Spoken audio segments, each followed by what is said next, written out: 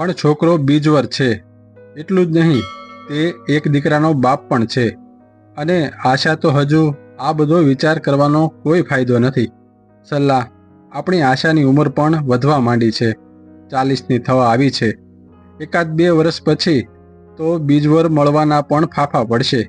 પ્રથમ લગ્નના દીકરાનું શું? આપણી આશા જવાબદારી ઉપાડી શકશે? હમણાં તો મયંકનો પુત્ર તેના મામા મામી પાસે રહે છે. આપણી આશા પર એની જવાબદારી આવશે નહીં, પિતાએ કહ્યું. આમ છતાં પણ આશાના આ છોકરાની જવાબદારી સંભાળશે નહીં એ વાતની ચોખવટ લગ્ન પહેલાં જ કરી લેજો. સારું, આપણે પહેલેથી જ આ બાબતની ચોખવટ કરી લઈશું. બાકી છોકરો અને પરિવાર સારો છે. આ ઉંમરે આશાને આથી સારું ઠેકાણું મળે તેમ નથી.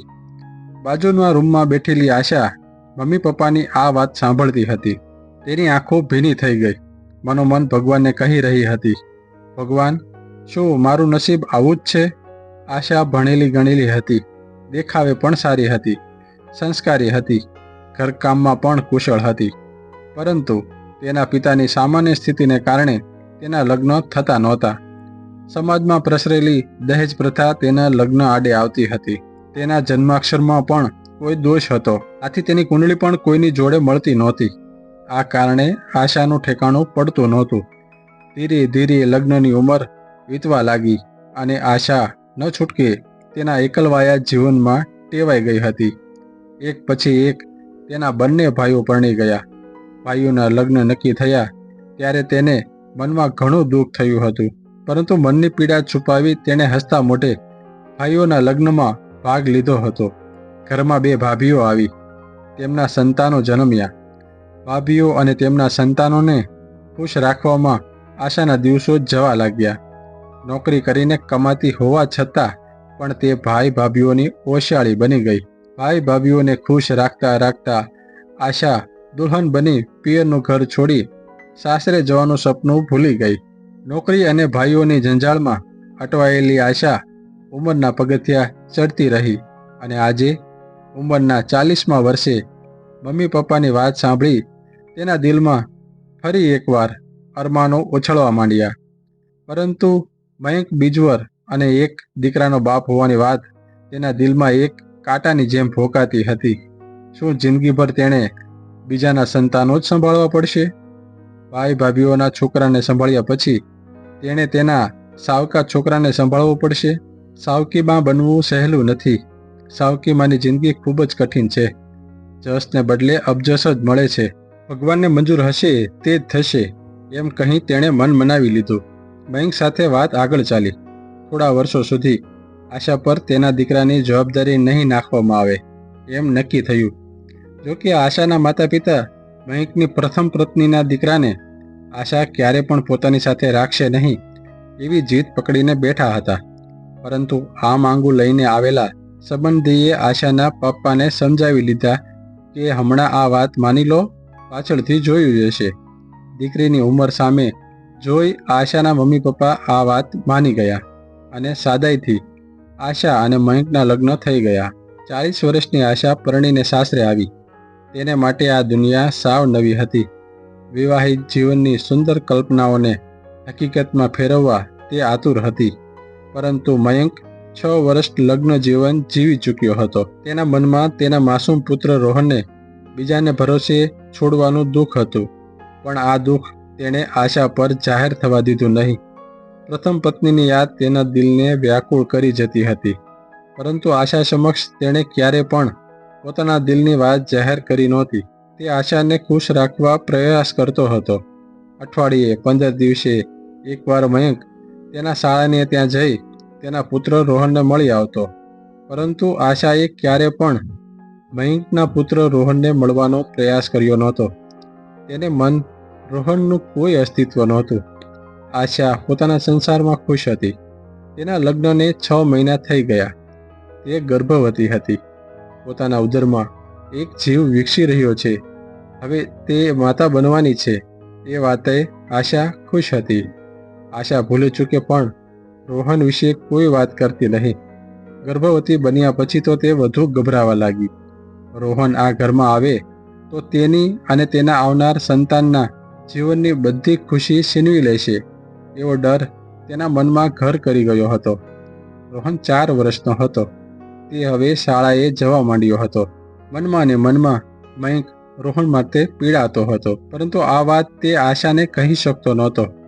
રોહન પાસેથી પોતે તેનું બાળપણ છીનવી રહી છે, પિતાના પ્રેમથી તેને દૂર રાખી રહી છે. એ વાતનો વિચાર આશાના મનમાં ક્યારે પણ આવતો નહોતો. પ્રેમાળા આશા રોહન માટે સાવ કઠોર બની ગઈ હતી. કેટલીક વાર તેને પોતાના આવા વર્તનથી નવાઈ લાગતી, પરંતુ પોતાનું વર્તન સુધારવાનો પ્રયાસ આશા ક્યારે પણ કરતી નહીં. આ દરમિયાન આશાની પડોશમાં એક નવો પરિવાર રહેવા આવ્યો હતો. પતિ પત્ની અને તેમના 2 સંતાનો. આમ 4 જણનો આ સુખી પરિવાર હતો. આ કુટુંબની મહિલા પારુલ આશાની સખી બની ગઈ. પારુલને 2 પુત્ર હતા, વિજય અને રાજુ. એક દિવસ વાતમાં પારુલે વિજય પોતાનો સાવકો પુત્ર હોવાની વાત કહી. આ સાંભળીને આશાને ઘણી નવાઈ લાગી, કારણ કે પારુલના વર્તન પરથી વિજય તેનો સાવકો પુત્ર હોવાની જાણ સુદ્ધા થતી નહોતી. ઉલટાનું પારુલ તેના સગા પુત્ર રાજુ કરતાં વિજયને વધુ પ્રેમ કરતી હતી. આશાએ પોતાને પણ એક સાવકો પુત્ર છે અને તે તેના મામા મામીને ત્યાં રહે છે એમ કહ્યું. ત્યારે પારુલે આશાને પોતાની જીવનકથા જણાવી. આશા, તારા તો 40 વર્ષની ઉંમરે લગ્ન થયા હતા, પરંતુ મારા લગ્ન થયા ત્યારે મારી ઉંમર 32 વર્ષની જ હતી. મારે કોઈ બીજવર સાથે લગ્ન કરવાની પણ કોઈ જરૂર નહોતી, પરંતુ અમારા કુટુંબમાં એક એવી ઘટના બની કે સામે ચાલીને હું મલય સાથે પરણવા તૈયાર થઈ હતી. મારા ભાભી એક નાનકડી માંદગીમાં મૃત્યુ પામ્યા હતા. પાછળ તેમના 2 વર્ષનો પુત્ર અને 5 વર્ષની પુત્રીને અમારા ભરોસે મૂકી ગયા હતા. આ આઘાતથી મારો ભાઈ સાવ ભાંગી પડ્યો હતો. આ 2 સંતાનોને કેવી રીતે ઉછેરવા, એ ચિંતા તેના મગજને કોરી ખાતી હતી. તે સમયે હું કુંવારી હતી.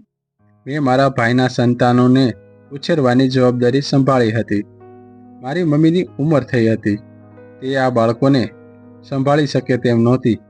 ભાભીના પિયરમાં તેના ભાઈ અને ભાભી હતા, પરંતુ અમારા સંસ્કારને કારણે બાળકો તેમને ત્યાં ઉછરે એ અયોગ્ય વાત હતી. આ બાળકો અમારા કુટુંબના જ છે અને એમની જવાબદારી અમારી છે એમ વિચારી અમે એ જવાબદારી સ્વીકારી લીધી.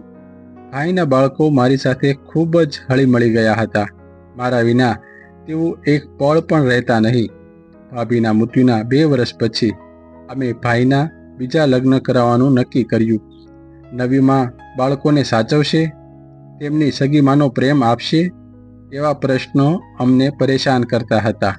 પરંતુ આજે નહીં તો કાલે પારુલના લગ્ન કરવા જ પડશે એ વિચારે મારા મમ્મી પપ્પાએ મારા ભાઈના લગ્ન કરવાનો નિર્ણય કર્યો.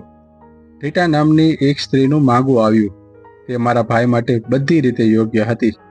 આથી અમે રીટા સાથે ભાઈના લગ્ન કરાવવાનું નક્કી કર્યું.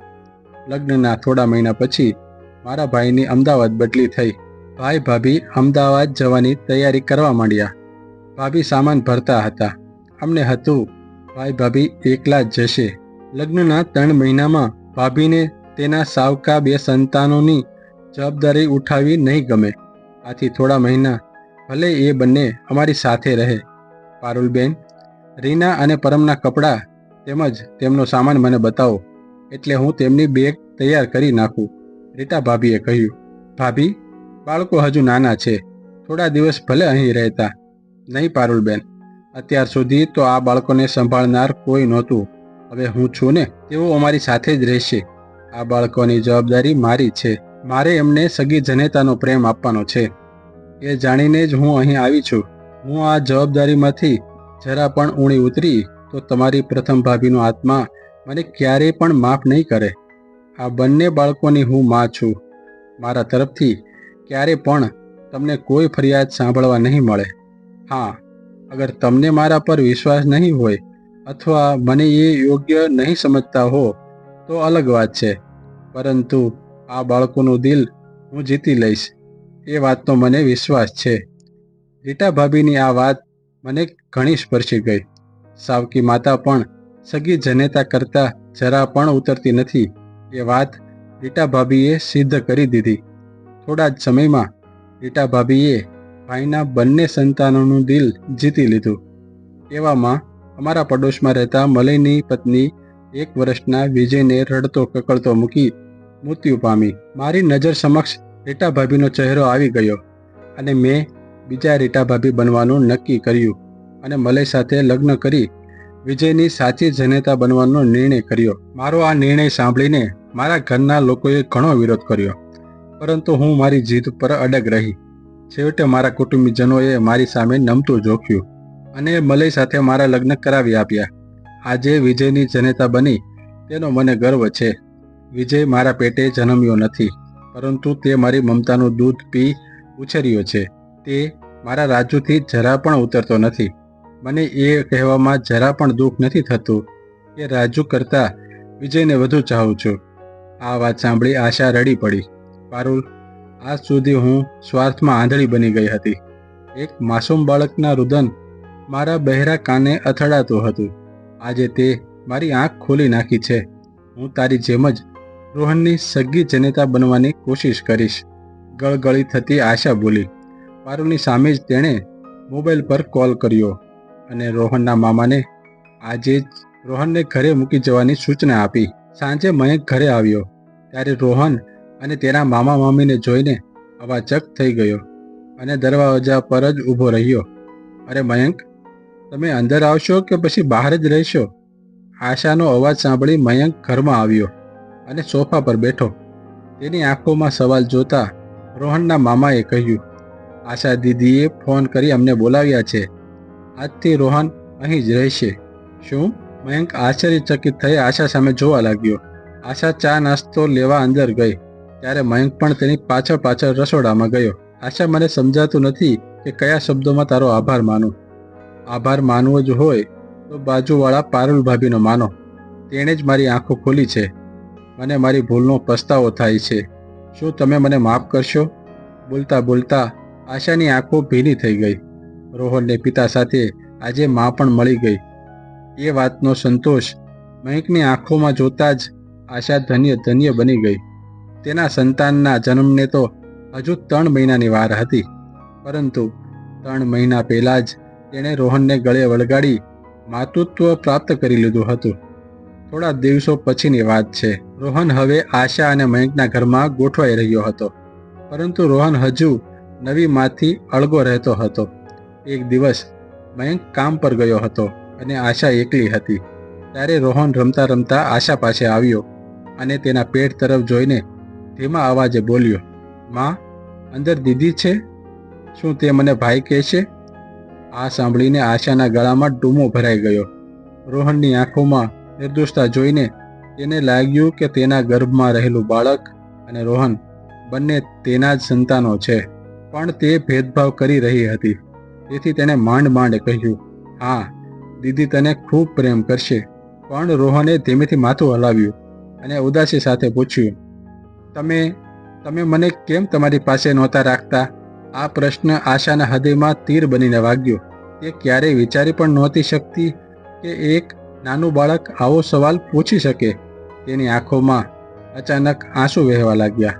આશા નીચે ઝૂકી અને રોહનને પોતાની તરફ ખેંચી લીધો.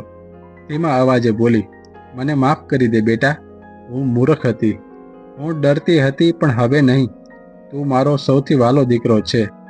તું અને આ દીદી બંને મારા દિલના ટુકડા છો. હું તને ક્યારેય મારાથી દૂર નહીં જવા દઉં. રોહનને ગળે લગાવતા આશાની આંખોમાં આંસુ ઉભરી આવ્યા.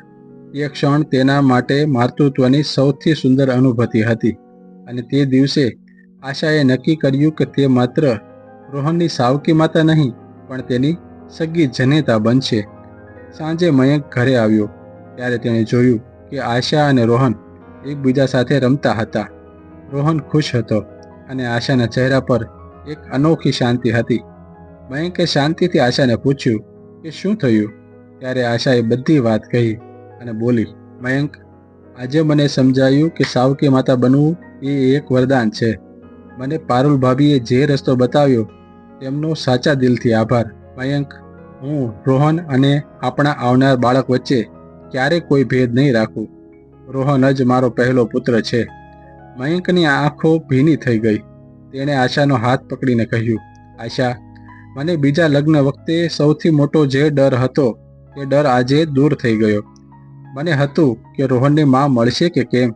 તે માત્ર રોહનની માં નથી આપી, પણ મને એક સંપૂર્ણ પરિવાર આપ્યો છે. Thank you. થોડા મહિનાઓ પછી જ્યારે આશાએ એક સુંદર દીકરીને જન્મ આપ્યો ત્યારે રોહન સૌથી વધુ ખુશ હતો. તે તેની નાની બહેનને લાડ લડાવતો અને આખો દિવસ તેની સાથે રમ્યા કરતો. હવે આશા સગી માં બની, પણ રોહન પ્રત્યેનો તેનો પ્રેમ અને લગાવ કોઈ પણ રીતે ઓછો નહોતો. આશાએ સાબિત કર્યું કે મમતા લોહીના સંબંધોથી પર હોય છે. પારુલ ભાભી અને રીટા ભાભીએ બતાવેલા માર્ગ પર ચાલીને આશાએ માત્ર એક બાળકની માતા બની નહોતી, પણ એક પતિનો વિશ્વાસ અને એક સુંદર પરિવારનું સુખ પણ મેળવ્યું હતું. આશા હવે માત્ર મયંકની પત્ની નહીં, પણ રોહનની પ્રેમાળ માતા તરીકે ઓળખાતી હતી. તેના જીવનમાં આવેલો આ બદલાવ તેના માટે એક નવી શરૂઆત હતી. માં અને સંતાન તે માત્ર શારીરિક સંબંધ નથી, પણ હૃદયનો અને લાગણીનો અતૂટ બંધન છે. સાચા સંબંધો લોહીના નહીં, પણ દિલના જોડાણથી બને છે. પ્રેમ, સમજણ અને સ્વીકારથી સાવકી માતા પણ સગી જનેતા બની શકે છે. મિત્રો, જો તમને આ ભાવનાત્મક વાર્તા સ્પર્શી ગઈ હોય તો વિડીયોને લાઈક કરો અને આવી વધુ પ્રેરણાદાયી વાર્તાઓ માટે અમારી ચેનલને સબસ્ક્રાઈબ કરવાનું ભૂલશો નહીં. આવજો મિત્રો. જય શ્રી કૃષ્ણ.